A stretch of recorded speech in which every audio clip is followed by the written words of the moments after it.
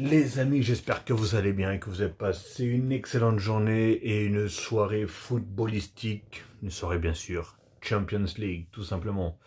Bon bah écoutez, petit débrief du match qui opposait forcément le Milan AC au PSG. Victoire du Milan AC, mais beaucoup de choses à dire sur ce match-là. Mais avant toute chose déjà, premièrement, n'hésitez pas comme d'habitude à liker, à commenter et bien sûr à partager. Et si ce n'est pas encore fait, abonnez-vous en masse et cliquez sur la petite cloche en bas à droite pour avoir toutes les notifications une fois que je mettrai une vidéo en ligne.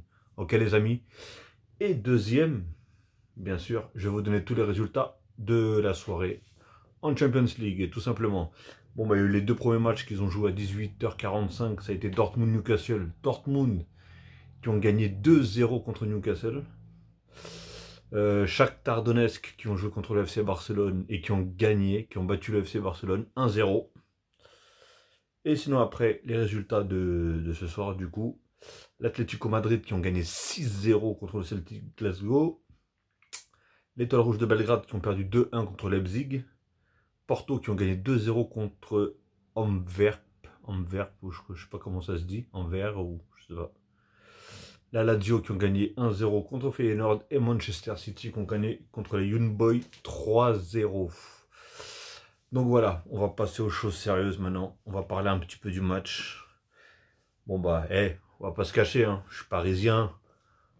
Mais ils n'ont pas volé leur victoire, hein. Réellement, ils ont vraiment mieux joué que nous. Moi, ce qui m'inquiète réellement, tu vois, c'est pour ça que je m'enflamme jamais, moi, parce qu'on a gagné un match par-ci, un match par-là. Ce week-end, on a gagné contre qui? Montpellier. On a gagné 3-0. C'était limite, on avait presque gagné la Champions League à entendre les gens. Et alors qu'on est tombé sur un Montpellier tellement rincé, tellement flingué. Hein. C'est vrai qu'on avait gagné 3-0 aussi contre le Milan AC au match aller. Mais on a vu que à partir du moment où ils commencent à augmenter l'intensité et leur niveau, enfin tout simplement, le niveau, bah, j'ai l'impression que nous on panique trop vite. C'était, je voyais des dégagements, des pertes de balles, mais incroyables.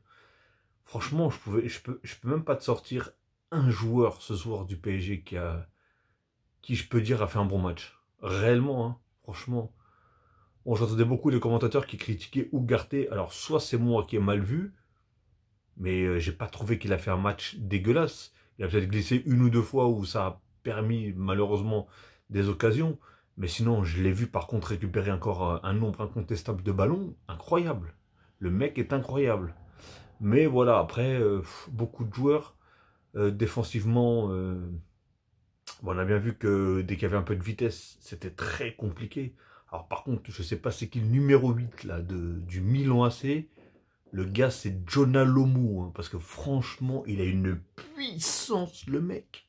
Mais une puissance. Mais c'était complètement ouf. Complètement fou.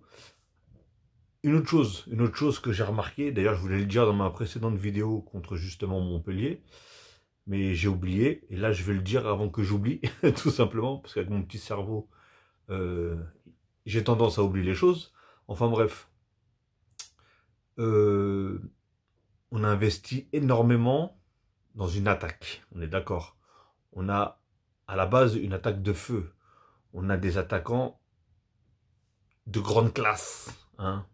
On a peut-être l'un des meilleurs joueurs au monde dans notre attaque. On a plein de joueurs en attaque. Vous n'avez pas remarqué quelque chose, hein? Je parle surtout aux fans du PSG et aux supporters du PSG. Vous n'avez pas remarqué quelque chose, les gars? Parce que depuis un bon moment, les attaquants ne marquent pas, en fait.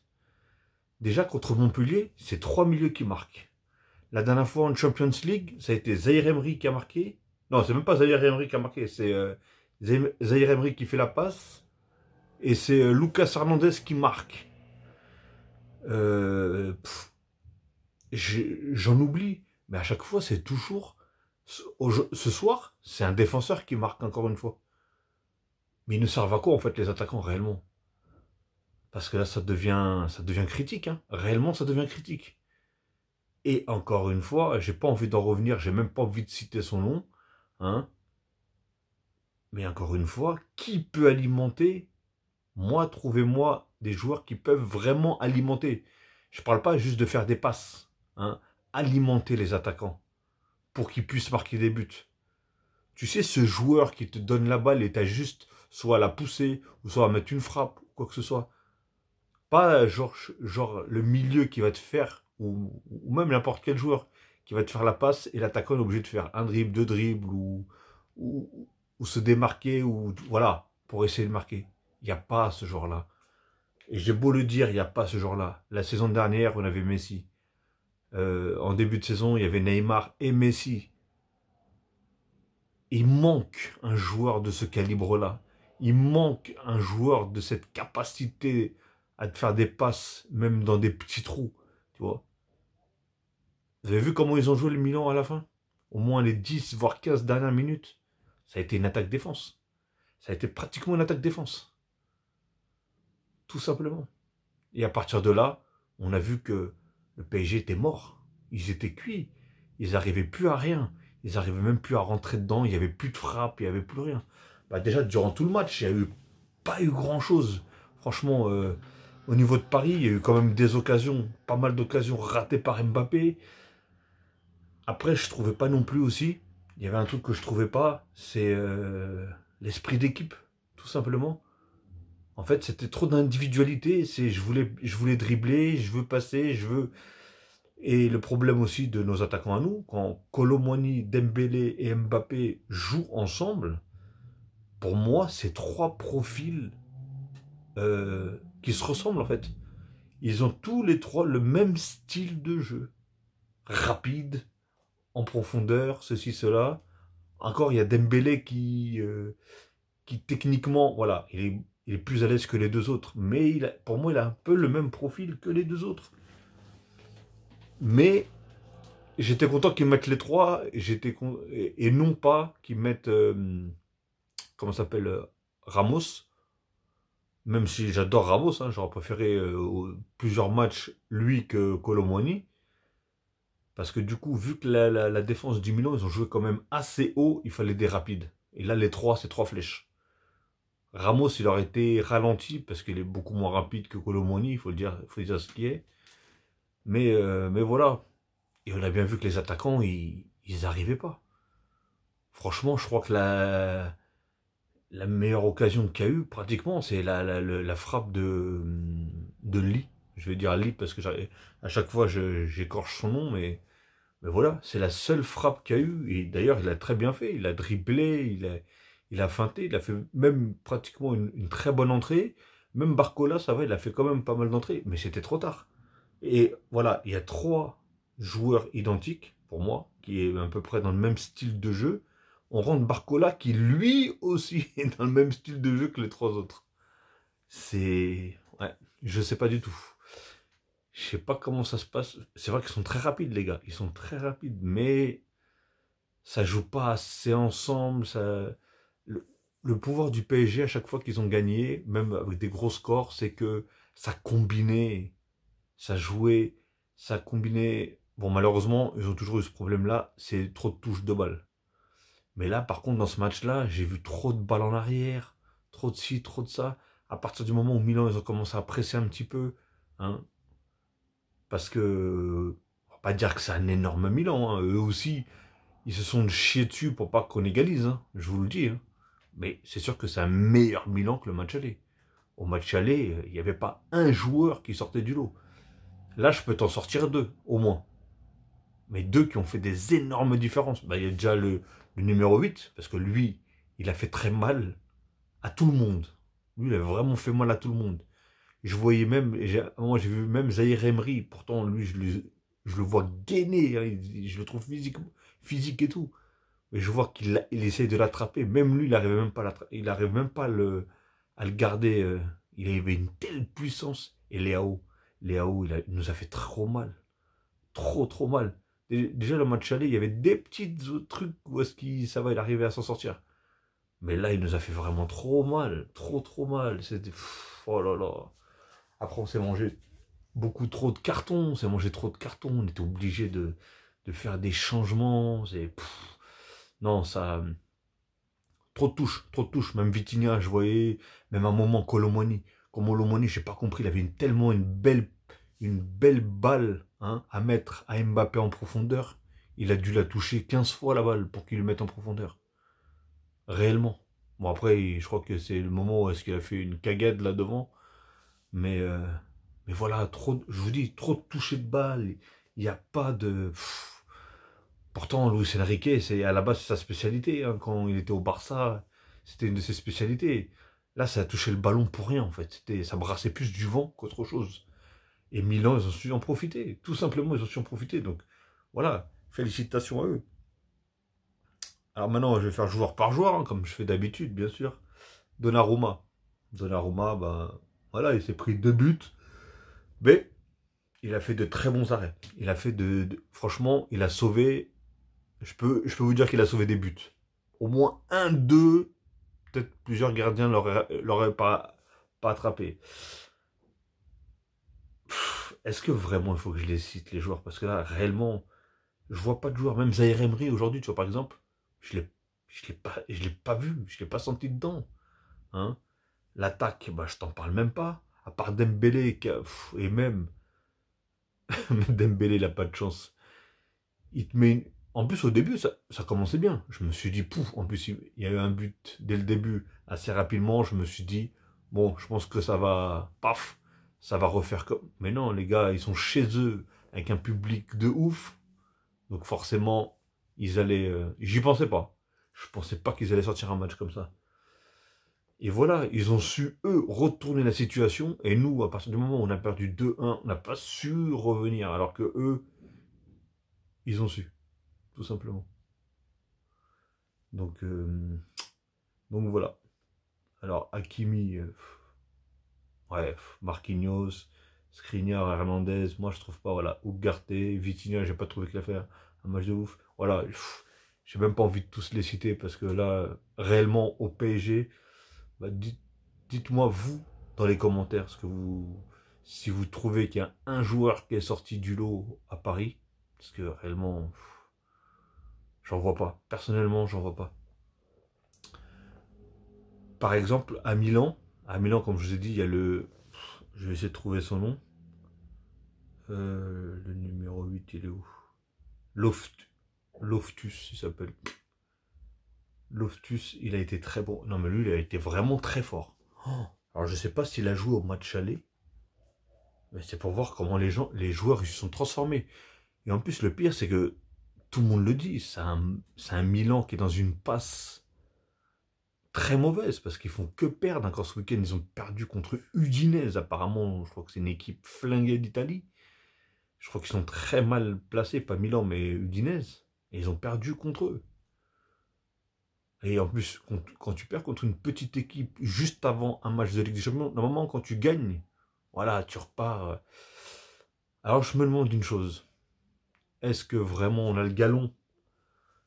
Parce que là, on est tombé sur un Milan qui a un petit peu augmenté le niveau. On a coulé. Faut dire ce qu'il y a, on a coulé. Qu'est-ce que ça va être si on tombe sur une grosse équipe comme Manchester City ou truc comme ça? Franchement, ça m'inquiète. Réellement, ça m'inquiète. Je sais même plus quoi penser. Ça m'inquiète vraiment, vraiment, vraiment. Donc, ouais. Donc voilà, en tout cas, il y a eu une défaite 2-1. D'ailleurs, je vais regarder le classement. Je vais regarder en même temps que vous, parce que je ne l'ai même pas vu. Classement, et ben voilà, déjà le PSG, ils ont perdu leur première place. Dortmund est passé premier. Attention, Dortmund est passé premier. Deuxième, PSG. Troisième, Milan, du coup. Et Newcastle, quatrième. Sauf que Newcastle a 4 points, Milan 5, PSG 6 et Dortmund 7. Ça veut dire que rien n'est joué. Tu peux autant te qualifier que te faire éliminer en fait. Parce qu'en plus, on joue, du coup, on va jouer contre le prochain match, si je ne me trompe pas, ça va être contre Dortmund. Si je ne me trompe pas, ça va être contre Dortmund, et après, ça va être contre... Et Dortmund ont gagné ce soir contre Newcastle. Après, la logique, on va pas dire, ouais, Dortmund, ils ont joué contre Newcastle, ils ont gagné contre Newcastle, alors que Newcastle, ils ont gagné 4-1 contre nous. On va pas rentrer dans cette logique parce que ça veut strictement rien dire. C'est bidon, tout simplement. Mais voilà. Réellement, ça m'inquiète un peu. Alors est-ce que on voit le PSG, moi je suis obligé de le voir parce que voilà, en tant que supporter, je suis obligé de les voir haut, tu vois. Je me suis même dit, putain, franchement, peut-être que cette année, et j'en ai marre de me répéter tout le temps la même chose, en fait, en train de me dire, oui, cette année, oui, cette année, oui, cette année. Ça fait de nombreuses années que je me dis, oui, cette année, et au final, ça donne rien, en fait. Il manque quelque chose pour moi. Dans cette équipe-là, il manque quelque chose. Ok, en Ligue 1, on écrase tout le monde, pratiquement tout le monde, on fait des gros matchs, etc. Mais, euh, mais le problème, c'est que le Milan, c'est pas Montpellier, c'est pas Metz, c'est pas qui tu veux. Tu vois ce que je veux dire? Désolé si vous entendez des voix, c'est dehors. Mais voilà. En tout cas, dites-moi vous ce que vous avez pensé du match, réellement. Dites-moi ce que vous avez pensé des joueurs. Quel est pour vous le meilleur joueur de ce soir? Que ce soit d'un côté ou de l'autre. Après, moi, je connais pas personnellement les joueurs du Milan, mais par exemple, il y a un joueur qui avait été bon, qui avait été vraiment pas mauvais, je veux dire. On va pas dire bon, mais pas mauvais au match aller. Pourtant, ils ont perdu 3-0, mais lui, je l'ai trouvé bon. C'était l'américain, là, je sais pas comment il s'appelle. Euh, comment il s'appelle? Pulisic ou je sais pas quoi, là, un truc comme ça. Ouais, Pulisic, voilà. Bah, lui a été bon la dernière fois, et aujourd'hui, je l'ai trouvé bof. En fait, je pense que la balle circulait beaucoup à gauche. Et c'est lequel du coup? À chaque fois, je me trompe maintenant. Je sais même pas du tout si c'est. Ah oui, c'est Théo Hernandez, voilà. Théo Hernandez. Oh là là, sur son côté, lui, il est. Ah ouais, c'est un bulldozer lui aussi. Hein. Oh, c'est un bulldozer. Mais ouais. Et Giroud qui nous met un but de la tête. Franchement, en plus, on a fait des fautes bidons. J'ai eu peur sur la dernière faute de Skriniar d'ailleurs, qui se prenne un rouge parce que sur Léao là, c'est c'est compliqué. Hein. Franchement, c'est très compliqué. Hein. Et voilà. Et après Mbappé, je l'ai trouvé moyen. Dembélé, il a essayé de tenter des choses, mais en plus, il y a eu beaucoup de ratés. Mais j'ai l'impression en plus que la plupart ils glissaient, beaucoup glissaient. Alors donc je sais pas si c'est la pelouse qui était dans un pitre état ou je ne sais pas. Mais il y en avait pas mal qui glissaient. J'ai vu Dembélé sur deux trois fois. Il fait le plus dur. Et dès que c'est soit pour frapper, soit pour faire une passe, il glisse, le gars. À un moment, il contrôle dans la surface, boum, il glisse. Oh là là là là. Et, euh, et Mbappé, c'est répétitif, répétitif. Quand tu fais une fois, deux fois, trois fois, quatre fois le même geste, battement de jambe et je veux partir, le gars il a compris ce que tu voulais faire et à chaque fois il te bloquait. Pourquoi t'insistes à refaire ça? Je ne comprends pas. Franchement, je comprends pas. Et surtout, il a été vraiment cadenassé, Mbappé, ça a été très compliqué pour lui aussi. Hein. C'est... Ouais. Je sais pas quoi dire. Réellement, de ce match-là, c'est... Faut vite que ça passe. Faut vite que ça passe et qu'on se rattrape, non pas ce week-end, parce qu'on va encore jouer contre je sais pas qui, là. Mais voilà, le prochain match de Ligue des Champions, il faut qu'on fasse quelque chose de bien. Tout simplement. Ok, les amis? Bon, bah écoutez, je sais que ça n'a pas été un débrief mortel, mais en tout cas, n'hésitez pas, comme je l'ai dit, à liker, à commenter, à partager, bien sûr. Et je vais vous souhaiter en tout cas une très bonne soirée ou une très bonne journée, tout dépendra alors que vous allez regarder cette vidéo. Et je vous dis à demain ou à la prochaine, les amis. Ok? Prenez soin de vous. Tchuss, les gars.